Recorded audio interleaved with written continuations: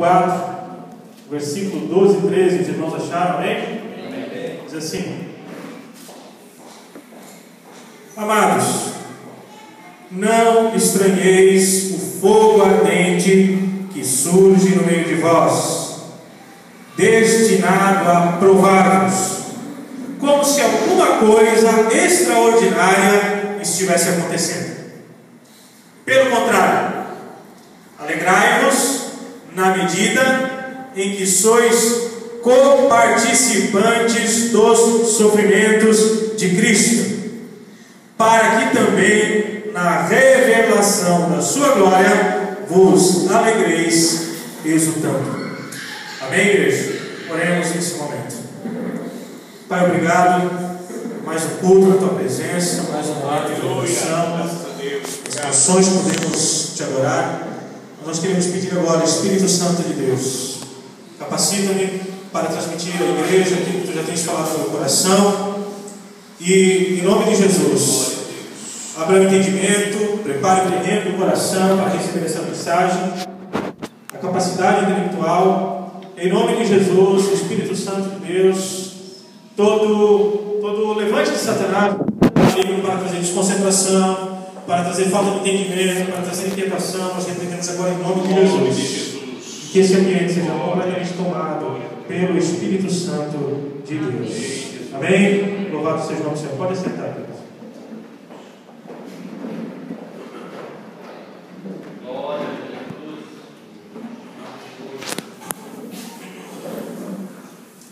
Louvado seja o nome do Senhor.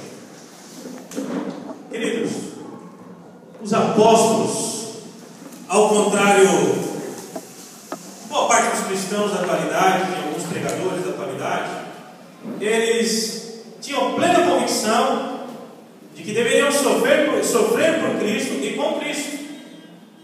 A carta que nós lemos aqui agora, os versículos de Pedro, ele nos diz assim: irmãos, não estranhem o fogo ardente das provações no meio de vocês, porque isso é mandado para provar a nossa fé. Não trata como se alguma coisa extraordinária de outro planeta estivesse acontecendo, né? Um imposto, aquela coisa toda.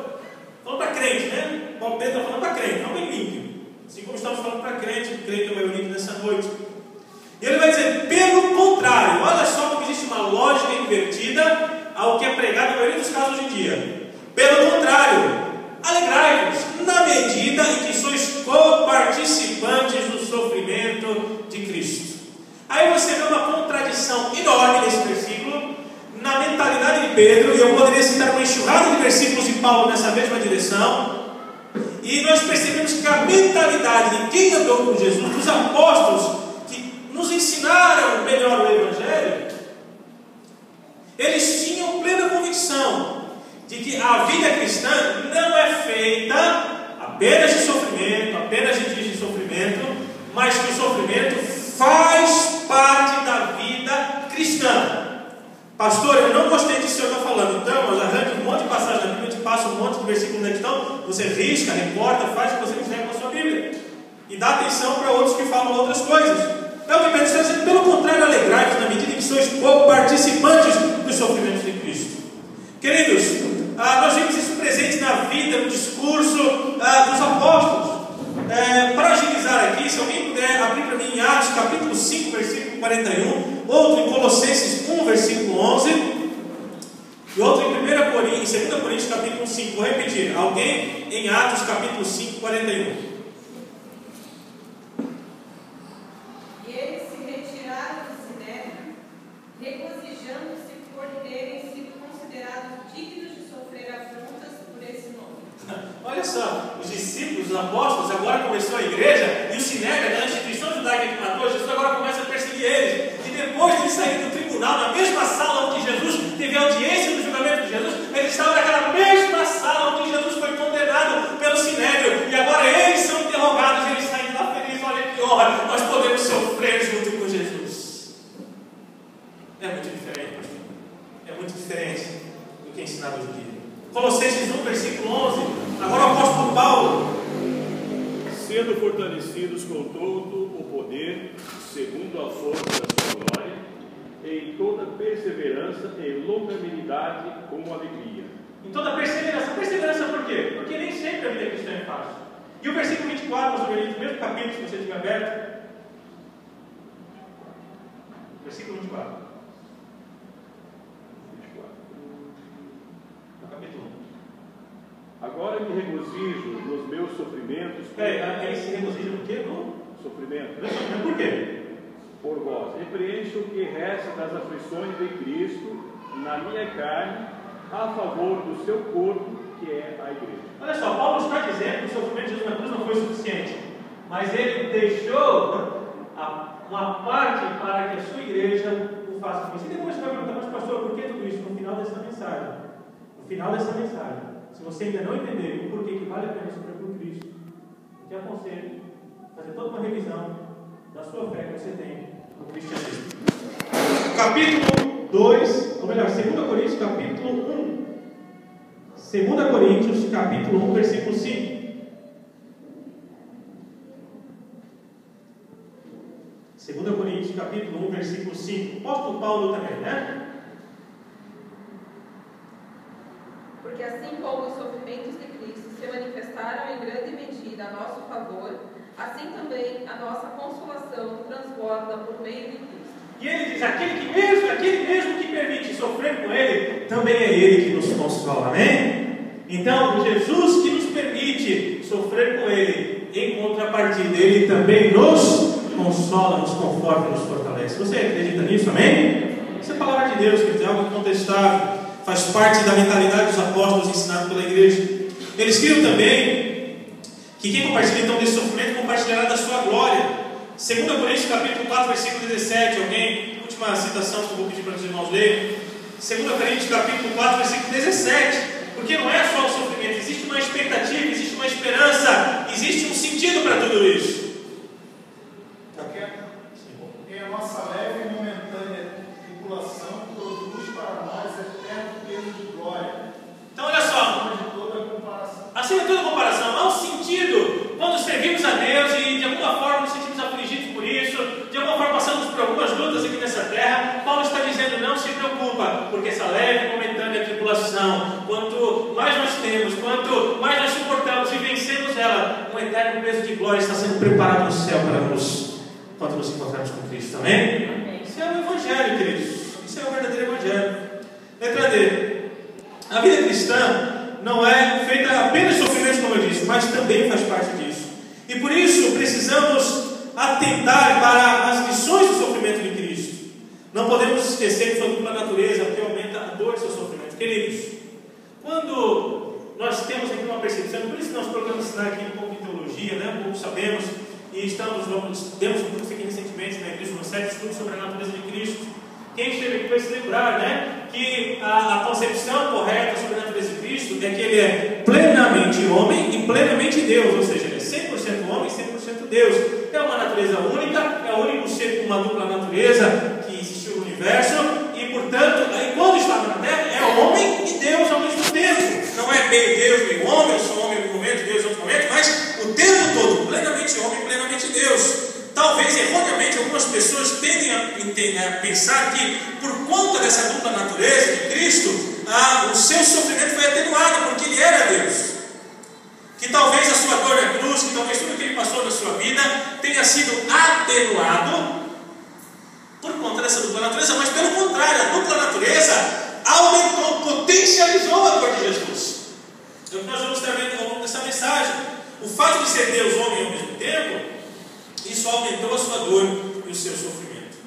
Cada sofrimento de Cristo nessa vida, aqui na terra, tem algo a ensinar para os cristãos dos nossos dias. Uma vez que, como disse Pedro, somos co-participantes do seu sofrimento. Antes de lançar o tempo, eu gostaria que você repetisse assim comigo. Diga assim comigo: quem não sofre com Cristo, não experimentará a glória dele. Isso é um requisito para a vida cristã, segundo a Bíblia. Por isso, nessa noite, quero ministrar uma mensagem do seguinte tema: o sofrimento de Cristo e suas lições para a vida cristã. O primeiro sofrimento, poderia citar vários aqui, mas em virtude do tempo, só alguns. O primeiro que eu gostaria de citar nessa noite é justamente o lugar onde ele morou. Abra comigo, alguém pode ler para mim Mateus capítulo 2, do versículo 19 em diante. Mateus capítulo 2, versículo 19 em diante. Mas quando Herodes morreu, eis que um anjo do Senhor apareceu em sonhos a José no Egito e disse: Levanta-te, toma o menino e sua mãe e vai para a terra de Israel, pois os que procuravam tirar a vida do menino morreram. E ele se levantou, tomou o menino e sua mãe e foi para a terra de Israel. Mas quando ouviu que Arquelau reinava na Judéia em lugar de seu pai Herodes, teve medo de ir para lá, mas sendo avisado em sonhos, se retirou para as regiões da Galiléia e foi morar numa cidade chamada Nazaré, para que se cumprisse o que fora dito pelos profetas: ele será chamado Nazareno. Até aqui. Queridos, quando Jesus nasce, você conhece a história, né? Quando Jesus nasce, vem aquela perseguição de Herodes o Grande, aquilo que no Antigo Testamento chamava Israel, aquele território. Nessa época em que Jesus nasce, todo aquele território tem o nome de Judeia e é governado por um homem que subornou as autoridades romanas e conseguiu o poder da região, chamado Herodes, conhecido na história como Herodes o Grande. E quando ele morre, queridos, depois ele faz a perseguição, os pais de Jesus vão para o Egito, fogem, e ali o texto diz que quando José descobre a outra notícia de que Herodes morreu, ele pensa então em retornar para a Judeia. No entanto, quando Herodes morre, Lucas capítulo 2, versículo 1 traz o panorama, e estudando história a gente também vê isso, que quando Herodes o Grande morre, seu reino fica fatiado em várias partes. E aquilo que se chamava Judeia, Galiléia, Samaria, Itureia, Judeia, foi dividido em vários territórios. E um dos filhos de Herodes, que herda essa fragmentação do território, chamado Herodes Arquelau, fica com o território mais ao sul, que continuou com o nome Judeia, que é justamente o lugar onde Jesus nasceu, Belém da Judeia, a província onde Jesus nasceu. Agora, esse Arquelau era tão maluco quanto seu pai, Herodes o Grande. E quando José descobre que Arquelau herdou o governo da Judeia, ele pensa: não, na Judeia não dá para ficar. Esse rapaz tão maluco quanto o pai, nós vamos mais ao norte, vamos para a região da Galiléia, para uma cidade chamada Nazaré, onde Jesus vai passar agora toda a sua vida até os 30 anos. Queridos, a Galiléia, todas essas regiões do antigo reino de Herodes o Grande, era mais pobre, era a região mais necessitada, era a região mais simples. Agora, não pensemos que isso é um acidente, que isso é um acidente de percurso, que isso não estava planejado, porque essa cidade de Nazaré, lá no norte da Galiléia, ela já estava preparada para o Messias, porque o profeta do Antigo Testamento já dizia que seria chamado ele de Nazareno. Portanto, na eternidade, tudo já estava arquitetado e planejado, porque quando Deus, Jesus já na eternidade, já estava decidido vir nesse mundo, por opção, não por falta de opção, ele decide morar no lugar mais pobre da Palestina, mais necessitado, onde existia gente mais carente, onde existia gente que precisasse mais da sua palavra. Queridos, então Jesus, até os 30 anos, ele mora em Nazaré, depois ele se muda para uma cidade chamada Cafarnaum, onde vira a base do seu ministério. Queridos, quem morava na Galiléia tem preconceitos. Os discípulos deles todos eram galileus. Os 12 que acompanhavam o seu círculo de apóstolos. E nós vemos isso em Atos 2, versículo 7, quando eles estão cheios do Espírito Santo e estão falando em outras línguas, depois começam a pregar o Evangelho. Aqueles judeus de diversas partes do mundo que estão visitando Jerusalém na festa de Pentecostes, versículo 7 de Atos 2, eles dizem: não são porventura estes homens galileus? Como assim eles têm essa autoridade agora? Como assim eles pregam dessa forma? Porque havia esse preconceito em relação à Galiléia. Queridos, agora, lembra que eu falei que quando entendemos a dupla natureza de Cristo, seu sofrimento fica maior? Porque uma coisa é uma pessoa comum e morar num lugar pobre. Uma coisa é você morar nos bairros da periferia da cidade. Uma coisa é irmos morar num lugar mais simples. Afinal de contas, lá moram pessoas, é normal que morem pessoas. Não sou melhor do que ninguém. Eu posso, quem sabe, um dia morar num lugar bem pobre, onde a gente não gostaria tanto de estar lá e a gente, por falta de opção, estivesse lá.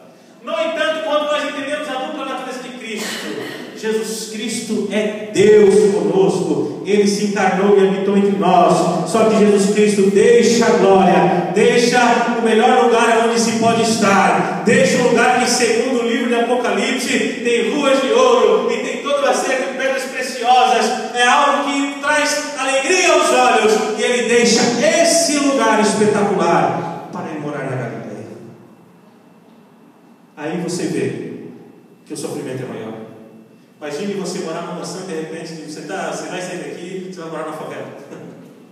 Quem vai sentir a vontade?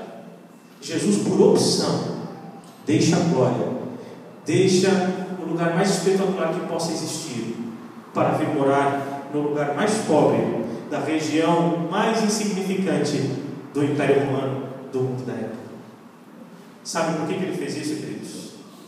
Ele nos deixou exemplo de humildade, nos deixou exemplo de sofrimento. Queridos, quando vemos Jesus aceitando essas condições e submetendo a elas, só nos resta uma coisa: sermos humildes. Porque aquele que poderia ter escolhido nascer no palácio em Roma, que poderia ter escolhido entre filósofos na Grécia, que poderia ter decidido, não, pai, eu vou, mas posso até ser judeu, mas tem judeus espalhados pelo mundo inteiro, que tal nascer no lugarzinho melhor da terra, né? Que tal, já que é na Palestina, que tal pelo menos na província da Judeia? Que tal pelo menos ali em Jerusalém, um lugar mais desenvolvido? Que tal Cesareia Marítima, construída por Herodes o Grande, cidade portuária, maravilhosa, espetacular, com uma arquitetura incrível?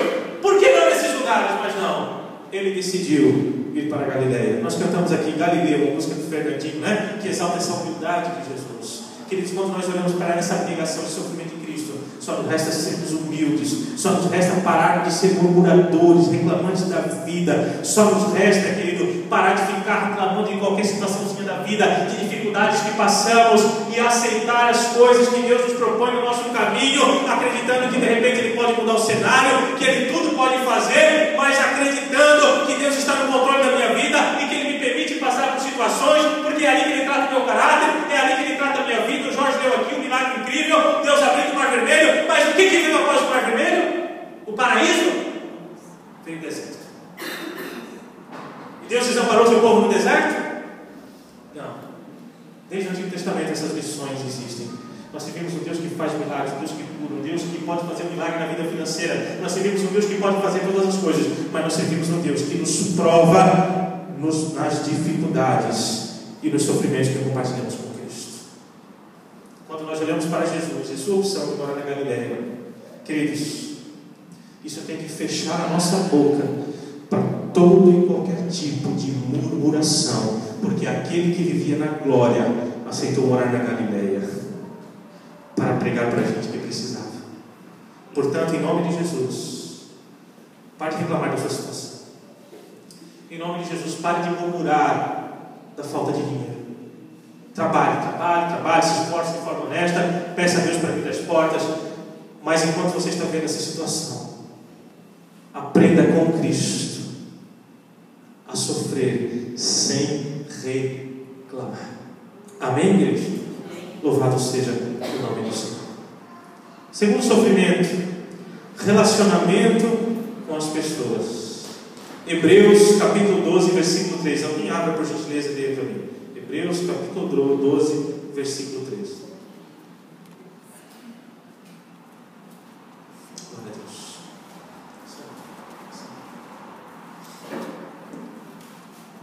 Hebreus capítulo 12, versículo 3. E fazei caminhos retos para os pés, para que não se extravie o que é manco, antes seja curado. É 12, Hebreus 12, 3 é isso? 3, eu falei 13? 13. Perdão, é 12, 3. Hebreus 12, 3. Considerai, pois, atentamente aquele que suportou tamanha oposição dos pecadores. Olha só um pouquinho, vamos parar aqui. O autor de Hebreus está nos mandando olhar atentamente para quem? Para aquele que, pode ler, suportou tamanha oposição dos pecadores contra si mesmo, para que não vos fatigueis, desmaiando em vossa alma. Queridos, o autor aí está dizendo o seguinte: olhem para Jesus, que enfrentou todo tipo de oposição dos pecadores, para que vocês não fatigueis na vossa alma, para que vocês não se cansem. Olhem o exemplo dele, que enfrentou todo tipo de oposição de pessoas. Queridos, Jesus, ele se relacionou com pessoas o tempo todo. Ele é o Deus encarnado, Deus habitando entre nós, e o tempo todo ele não abriu mão de se relacionar com pessoas. Ele teve pai e mãe, ele teve irmãos, inclusive foram 7 irmãos, uma família bem grandinha, 3 irmãos, 4 irmãs. A Bíblia nos relata isso. Queridos, agora é muito interessante como esses relacionamentos, a maioria dos relacionamentos de Jesus com a sociedade, com as pessoas, eles foram conturbados. A sua pregação, os seus milagres, atingia muitas pessoas. É interessante nós olharmos, queridos. Às vezes tem pessoas que têm problemas com família e tal, acontece isso, né? Inevitável, em toda a família, muitas famílias têm problemas. Jesus tinha problema com os seus familiares, que não acreditavam no seu ministério, que não acreditavam que ele era o Messias. De dentro da casa, lá em João 7, um dos irmãos dele diz: se tu é quem tu diz que é, nem acreditava, né? Pelo menos vai para Jerusalém, vai para o centro, vai onde tem um movimento. Você fica aqui na Galileia que vai te conhecer. A própria família o desprezava. Se não me engano, Marcos capítulo 3, Jesus está lá fazendo milagre, ensinando coisas. Aí vem o irmão de Jesus: tua mãe e teus irmãos estão lá fora te chamando, sei lá se a mãe estava escrevendo na mesa, o que era. Mas tipo assim, para de estar perdendo tempo aí, vamos logo, acelera o negócio aí. A própria família dele não respeitava ele, a própria família dele não dava valor para o ministério dele. Os relacionamentos humanos de Jesus foram conturbadíssimos. Aí, quando ele saía para pregar, seja na Galileia, seja na Judéia, seja nas cidades de fora da Galileia, seja na capital, Jerusalém, a capital religiosa, lá na Judéia, o fato é que quando Jesus fazia o milagre, as lideranças religiosas daqueles dias ficavam enciumadas, porque eles não tinham o poder, a autoridade de Deus para fazer aquilo. O cenário religioso da época de Jesus funcionava assim: haviam vários partidos religiosos. Os mais conhecidos que estão na Bíblia são os saduceus, que controlavam o sinédrio e o templo, e os escribas e fariseus que controlavam a sinagoga. Eram duas instituições diferentes. O templo era mais importante, os saduceus eram o partido mais importante. E esses três partidos eram rivais, especialmente escribas e fariseus, contra os saduceus. A teologia era diferente, as crenças diferentes, e as atividades da religião judaica deles eram diferentes, o posicionamento político era diferente. E é interessante que Jesus despertou a inveja e o ódio de todos eles, a ponto de unir esses grupos na luta para tentar matar Jesus. Eles não se davam bem. Saduceus e fariseus não se davam bem. Mas na hora de prender Jesus, na hora de matar, eles viraram amigos. Eles se uniram com um intuito comum. Aí Jesus expulsava o demônio lá em Mateus capítulo 12. Expulsou o demônio, libertou alguém, adivinha? Os fariseus dizendo: esse daí não expulsa demônio, senão do Beelzebul, maioral dos demônios. Aí ele curava alguém, mas era sábado. João, se não me engano, capítulo 8 ou 9, ele cura no tanque de Siloé. O rapaz, ele faz um lodo, coloca nos olhos, vai estar ele não enxerga. E é interessante que, não na lei de Moisés, mas uma coisa chamada tradição dos anciãos, que era um acréscimo feito em cima da lei de Moisés, se já não bastasse os 611 itens da lei de Moisés para serem cumpridos, os escribas e fariseus criaram um catatal de regrinhas em cima da lei de Moisés, que tornou tudo mais difícil. E adivinha? Lá naqueles minúcios detalhezinhos dos escribas e fariseus dizia: no sábado é proibido fazer lodo. E você fez lodo e pôs nos olhos desse cego, e você, portanto, é pecador. E aí começa uma perseguição terrível. Jesus tem que sair de Jerusalém, senão ele morre. Queridos, o tempo todo Jesus foi confrontado. Jesus, fazendo milagres, era confrontado, ensinado, ele era confrontado, a sua família não valorizava. E aí, pastor, e o povo? Tinha muita gente que o seguia exatamente, gostava de ver os milagres. João capítulo 6, ele multiplica pela primeira vez os pães e peixes. Aí adivinha? Aí eles querem fazer dele um rei, e Jesus não quis ser um rei nesse mundo. E ele some, ele sai dali, ele vai para o outro lado do mar da Galileia, vai para Cafarnaum, sua cidade. Os discípulos atravessam de barco naquele momento da tempestade. E quando eles chegam do outro lado da margem, João capítulo 6, versículo 26, aquela turma que do outro lado, lá em Tiberiades, viu Jesus multiplicando os pães, deram um jeito de ir atrás de Jesus do outro lado do lago, e chega lá e bota Jesus na parede: ei, para onde é que você andava? Nós queremos mais pães. E aí Jesus diz: vocês estão me seguindo, não porque viram os sinais e creram que eu sou o Messias, mas porque vos fartaste com os pães que eu saciei. Gente interesseira cercando Jesus. E Jesus começa um discurso pesadíssimo naquele momento. E aí termina lá no capítulo 6, versículo 60, dizendo assim: em vista disso, muitos judeus diziam: duro esse discurso, quem pode suportar? E depois disso, muitos discípulos abandonaram Jesus. Sabe por quê? Pessoas interesseiras. Jesus era cercado de uma família que não acreditava no seu ministério, cercado por um povo que era interesseiro atrás dos seus milagres.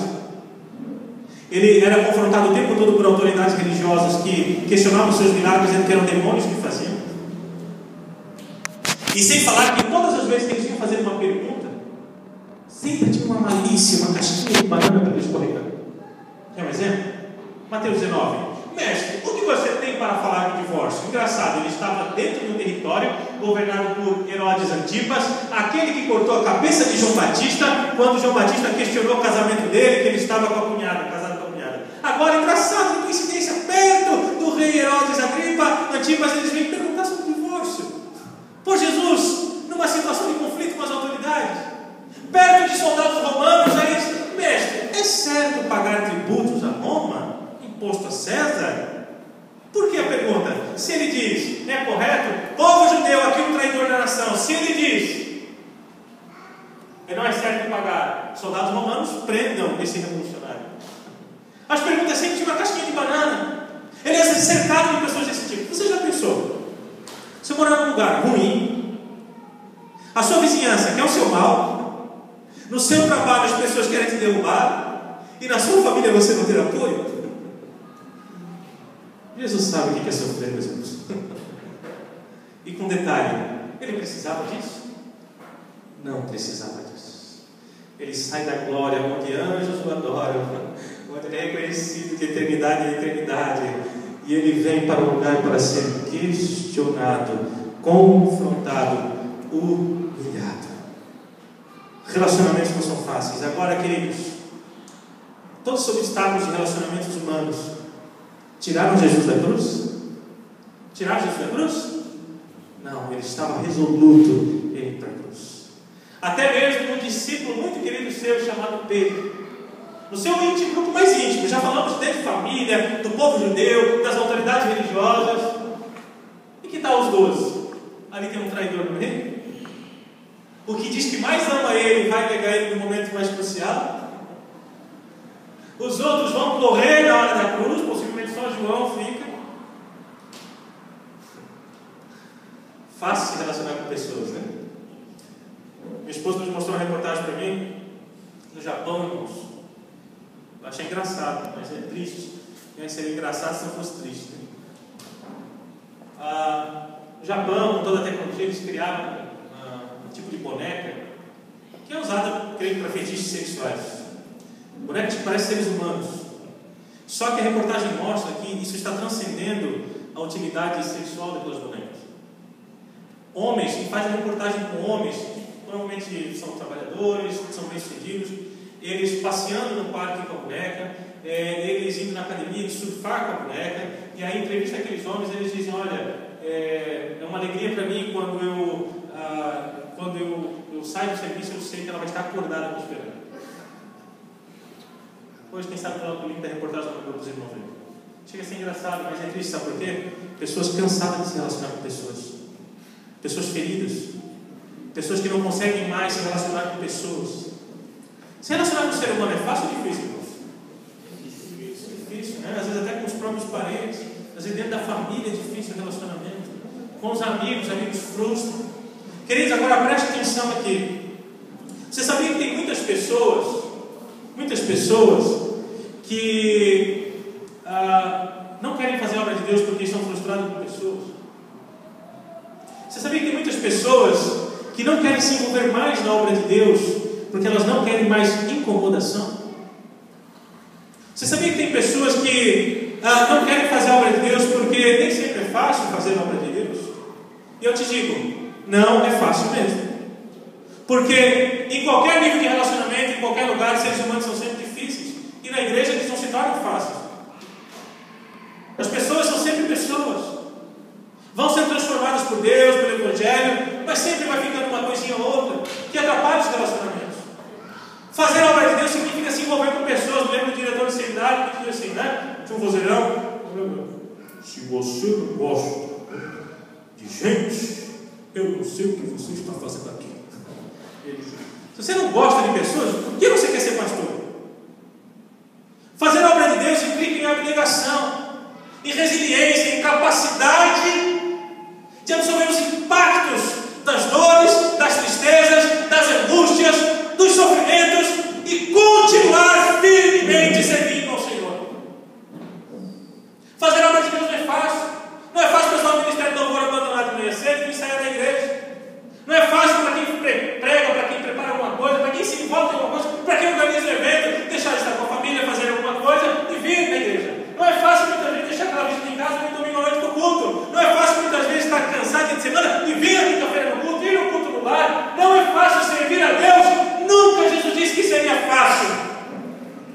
nós olhamos para o nosso Mestre, e o autor de Hebreus nos diz: olhem para Ele, que mesmo tendo a oposição de muitos pecadores, permaneceu firme. E agora o que você faz? Não deixe sua alma desfalecer. Olhe para Jesus e fique firme.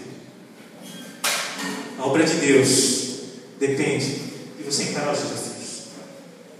Se você tem feito pouco para Deus, porque a obra de Deus traz incômodos, traz mesmo, querido. Já pensou Jesus na eternidade falando com o Pai? Não é assim, mas para ilustrar apenas, sabe? Falando com o Pai, né? Vamos fazer o seguinte: eu fico escondidinho em algum cantinho lá. Quando chegar a hora, eu vou para Jerusalém, vou provocar os religiosos, eles me matam rapidinho, não precisa desse incômodo todo, né? Quando chegar a hora, eu vou lá e morro. Não, queridos, ele esteve caminhando com pessoas o tempo todo, sendo confrontado o tempo todo, não sendo compreendido pela família o tempo todo, sendo traído pelo seu grupo nos momentos mais difíceis, nos momentos que ele precisava que os 3 mais chegados orassem com ele, eles dormiam.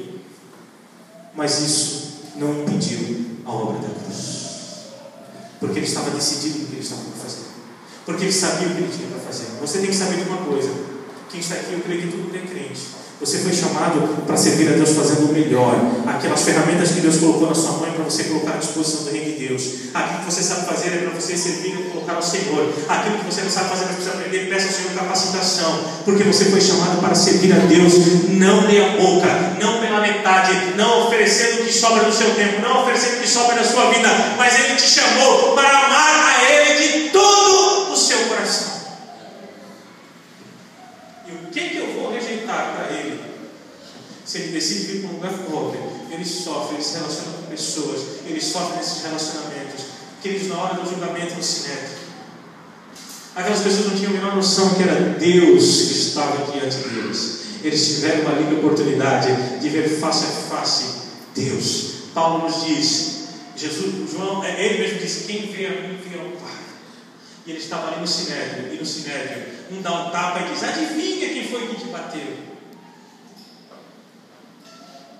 Um outro gospe na cara dele. E ele suportou tudo isso. E aí hoje em dia vem no Evangelho do século XXI dizendo: não, você vem para Jesus, não tem sofrimento nenhum, não. Você fica rico, não fica mais doente, e a felicidade total. Sua família vai ser convidada a fazer um comercial da margarina Doriana, lá, aquela família perfeita na mesa. Aí eu vejo Pedro dizendo: fiquem felizes por serem co-participantes do sofrimento de Cristo. Amém. O Evangelho é para a gente comprometida. Quando a gente sai para evangelizar na rua, quando você vai evangelizar alguém, você mostra também, existe o outro dois lados mais. Você vai, que é uma realidade, isso é verdade. Olha, Jesus vai mudar a tua vida, Jesus vai transformar, vai colocar alegria no seu coração. Jesus faz tudo isso. E nós temos essa alegria no nosso coração. Sabe por quê? Porque cremos na salvação, nossa vida tem propósito, tem sentido. Nossa caminhada nessa terra não é em vão, não é uma caminhada à toa. Então nós podemos e devemos e temos que oferecer isso para o mundo. Mas depois que você atravessa aquela portinha estreita, você abre, opa, o caminho também é estreito. Não é só a porta que é estreita. E não é o cristianismo, não é a Bíblia que vai se adequar a mim. É eu que vou me adequar às Escrituras. E aí eu tenho que entender o que é o Evangelho de Deus. Mas Deus falou bem que é verdade. Sabe por que muitas vezes as pessoas não atentam para o sofrimento de Cristo? Primeiro, porque muitos crentes não sabem que são co-participantes do sofrimento de Cristo. Segundo, porque não conhecem bem as Escrituras. Porque se nós atentarmos para o sofrimento dele e entendermos que somos co-participantes, nós vamos entender que devemos lutar dia após dia, ficando firmes, inabaláveis, para que se cumpra o que ele disse para as igrejas do Apocalipse, capítulo 2, versículo capítulo 2 e capítulo 3: aquele que permanecer fiel até o fim, dar-lhe-ei a coroa da vitória. Permanecer fiel até o fim. Como assim permanecer fiel até o fim? É porque não é fácil, queridos. Mas o cristianismo, a fé cristã, o Evangelho, é para quem tem compromisso com o sofrimento de Cristo. Repita assim comigo: o Evangelho é para quem tem compromisso com o sofrimento de Cristo. Amém? Então, em primeiro lugar, nós vimos o lugar onde ele morou nos transmite a lição do seu sofrimento. Em segundo lugar, o relacionamento com as pessoas. Terceiro e último lugar, Se você não está entendendo qual é das coisas, querido, se você não entender a partir de agora, sei lá, lê a Bíblia toda, faz alguma coisa para ver se converte ao Evangelho, não a uma igreja evangélica. O sofrimento da cruz. Agora chegamos no ápice do sofrimento de Jesus. Mateus capítulo 27, versículo 46, quem pode ler?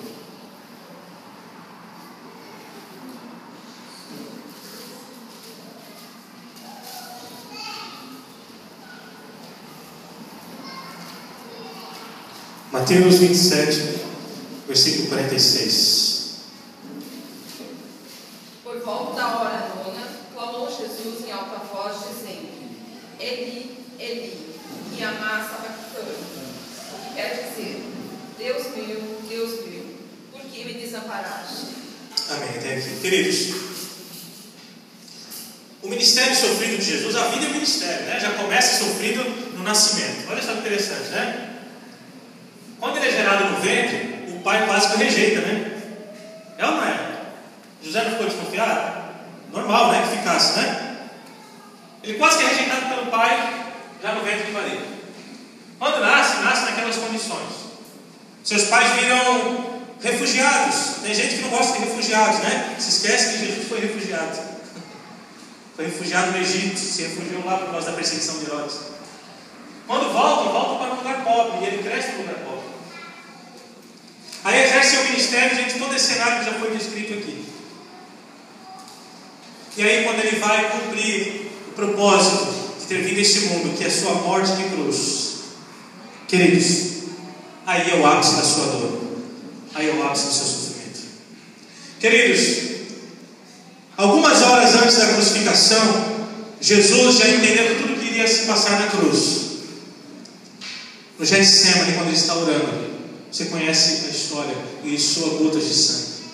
Recentemente estava lendo um artigo científico que falava da possibilidade de isso acontecer em casos de estresse extremo, e aconteceu, é raro, mas aconteceu recorrentemente, aconteceu em tempos agora próximos ao nosso, registros na medicina de pessoas passando por um nível tão intenso de estresse que seus poros do rosto transpiravam gotas de sangue. Jesus no Getsemane já sentia as dores da crucificação com seu impacto mais profundo que vamos ver nesse momento. O modo que ele morreu lhe causou muitas dores físicas, tanto na tortura antes da cruz, como nas 6 horas em que ficou pendurado na cruz. 6 horas pendurado na cruz. Agora, queridos, antes da cruz ele foi açoitado, como era a tradição dos romanos na hora de crucificar alguém.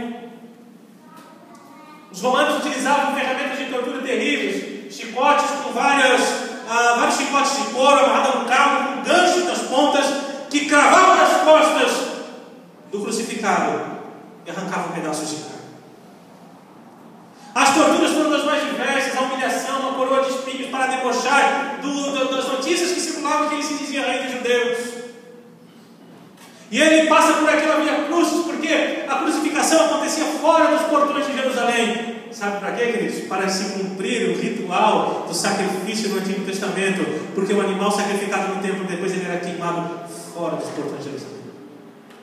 E aí, queridos, quando Jesus passa na via cruzes, numa Jerusalém lotada de gente por ocasião da Páscoa, humilhado, surrado, depois de uma sessão de tortura, agora pendurado numa cruz, por pregos nas suas mãos, nos seus pés, que o sustentam naquela cruz, o peso do corpo, com aqueles pregos nas mãos. Mas eu quero te chamar uma atenção para algo muito importante que vai ampliar a sua compreensão do sofrimento de Jesus na cruz. A dor física não foi o principal. Como assim, pastor? A dor física é um dos sofrimentos de Jesus na cruz. Qualquer ser humano, qualquer pessoa com corpo, com uma natureza humana, sofreria aquelas dores terríveis, 6 horas penduradas na cruz, uma sessão de tortura antes, toda uma pressão psicológica, um julgamento antes, durante a madrugada e no começo daquela manhã de sexta-feira, diante de Pilatos. Mas esse sofrimento, eu não quero minimizar a dor de Cristo na cruz, preste atenção. Mas os 2 ladrões sofreram mais do que ele, porque ainda tiveram suas pernas quebradas.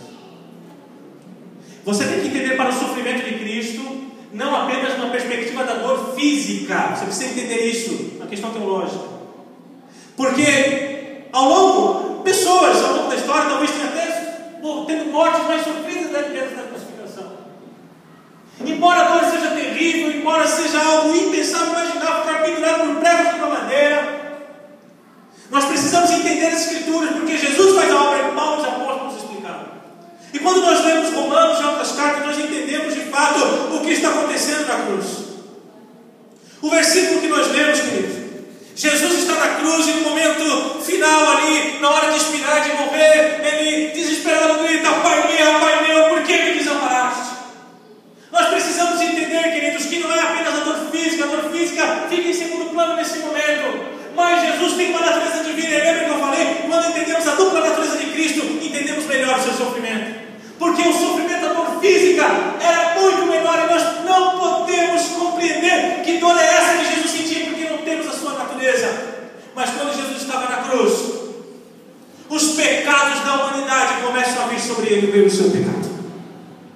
E Jesus é Deus. Se tem uma coisa que Deus odeia, é o pecado. E o que Jesus mais odeia começa a vir sobre ele naquele momento na cruz, preso naquela cruz.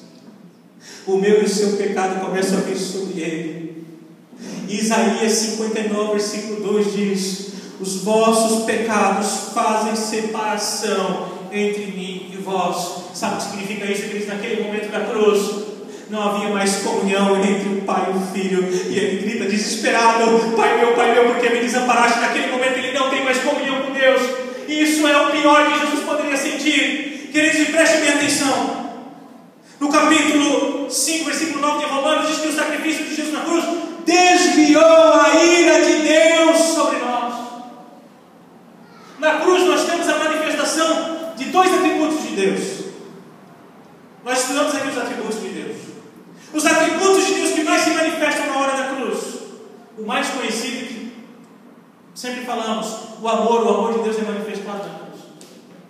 No entanto, existe um outro atributo sendo manifestado naquele momento: a justiça de Deus. Porque, convenhamos, se Deus odeia o pecado e ele pune o pecado, ele manifesta, se tem uma coisa que move a ira de Deus, é o pecado. E Deus se ira, os atributos de Deus. No inferno, qual que é a maior dor do inferno? É sentir a ira de Deus eternamente. O inferno é o local onde Deus despeja toda a sua ira. Queridos, naquele momento, a ira que estava destinada para mim e para você, no inferno, a ira de Deus que eu e você não somos capazes de saber o que é. A ira de Deus, ela é despejada sobre aquele homem lameado de pecado naquela cruz. Porque estava se manifestando a justiça de Deus. Se Deus não punisse, se Deus é justo, logo ele pune o pecado. Se nós passássemos batidos, sem punição, cadê a justiça de Deus? Se Deus é justo, ele pune o pecado. Mas, queridos, naquele dia, naquele momento na cruz, a ira de Deus que estava destinada sobre eu e você, ela foi toda concentrada, afunilada sobre Jesus na cruz. E lá ele capta toda essa ira de Deus, lameado pelos nossos pecados, com uma dor que eu e você jamais vamos sentir, porque eu e você não somos deuses. E ele é Deus, ele odeia o pecado. E naquele momento a ira de Deus é despejada sobre ele. E aí quando ele morre, vai dizer: Pai, para que a justiça fosse feita, eles teriam que ser punidos. Mas agora está consumado. A ira caiu sobre mim. E nesse momento eu morro por eles. Está consumado. Então, queridos, a ira que estava destinada sobre a minha e sua vida foi destinada sobre Jesus naquele momento. E por causa disso, só por causa disso, Paulo nos escreve. Lembra Paulo explicando a obra da cruz? Capítulo 5, versículo de Romanos: justificados por Cristo Jesus, temos paz com Deus. Você não tem paz com Deus porque você vem na igreja. Você não tem paz com Deus porque você é evangélico. Você não tem paz com Deus porque você cumpre regras religiosas. você pode ter paz com Deus, porque a ira que estava reservada para mim e para você caiu sobre Jesus na cruz. Essa é a dor maior de Jesus na cruz. O prego dói muito, a cruz dói muito no corpo, mas a maior sensação de dor é uma que eu e você jamais vamos sentir, que é a ira de Deus despejada sobre Jesus Cristo. Diante disso, queridos, eu estou encerrando. Depois disso, como que eu não vou entregar minha vida inteira para Ele? Depois disso, como que eu vou viver um cristianismo meia boca? Depois disso, como não viver intensamente para quem deu intensamente a sua vida por mim? Como não fazer o meu melhor para quem fez o melhor por mim? Como me esquivar de um sofrimentozinho ou outro, de uma abnegação ou outra para fazer a obra de Deus, porque entregou-se totalmente por mim e aceitou naquela cruz padecer de uma dor que jamais eu vou entender o que é.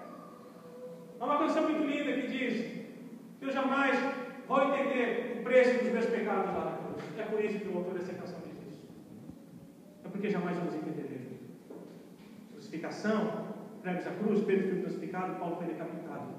Mas eles não levaram o pecado sobre nós, eles não tinham uma natureza divina, eles não sabem como é repugnante ter o pecado caindo sobre a sua cabeça, sendo Deus.